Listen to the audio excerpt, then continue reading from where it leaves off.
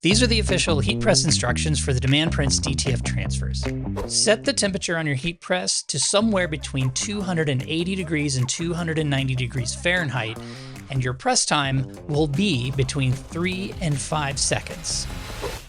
Hi, it's Terry at DMandprints. We are going to start our heat press instructions. We have our time and temperature set, as you can see, at 290, 3 seconds. Please check your own equipment. You can be anywhere from 280 to 290, 2 seconds to 5 seconds. I always recommend testing your own equipment before you begin. We always send extras. So let's start by putting our shirt on our press. I'd like to get a nice quick press in the beginning just to release any moisture out of the material.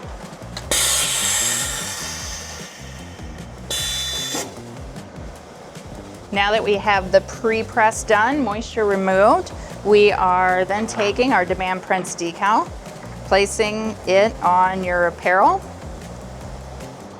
and doing a quick 3-second press. Once that's done, the cover sheet should smoothly come off. I like to use a 100% cotton cover sheet. You can use a Teflon sheet as well. 100% cotton does give it a little bit better feel to it. And then we do our last press. Once that is done, remove the cover sheet and you're done.